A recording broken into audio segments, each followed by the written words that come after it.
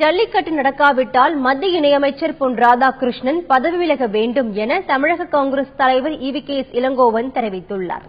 விருதுநகரில் இன்று செய்தியாளர்களிடம் பேசிய இளங்கோவன், பொங்கல் பண்டிகைக்கு ஜல்லிக்கட்டு நடந்தே தீரும் என மத்திய இணையமைச்சர் பொன் ராதாகிருஷ்ணன் பேசியதாகவும், தற்பொழுது மாறி மாறி பேசி வருவதாகவும் குற்றம் சாட்டினார். ஜல்லிக்கட்டு விஷயத்தில் பாஜக இரட்டை வேடம் போடுவதாகவும், ஜல்லிக்கட்டு நடக்கவில்லை என்றால் பொன் ராதாகிருஷ்ணன் பதவி விலக வேண்டும் என்றும் ஈவி.கே.எஸ். இளங்கோவன் தெரிவித்தார். பொங்கலுக்கு ஜல்லிக்கட்டு நடக்கும் என்று மிக ஆணித்தரமாக சென்ற வாரம் சொன்னார். இப்போதும் மாறி மாறி பேசுகின்றார்கள். ஆனால் இன்றைக்கு நீதிமன்றத்திலே இது சம்பந்தமான வழக்கு வரும்போது மத்திய அரசாங்கத்தினுடைய வழக்கறிஞர் ஜல்லிக்கட்டு நடத்தக்கூடாது என்பதற்காக வாதிட்டிருக்கிறார். இது எந்த விதத்தில் நியாயம் என்று எனக்கு தெரியவில்லை. பாரதிய ஜனதாவை பொறுத்தவரையில் இரட்டை வேடம் போடுகின்றார்கள், மக்களை ஏமாற்ற பார்க்கின்றார்கள்.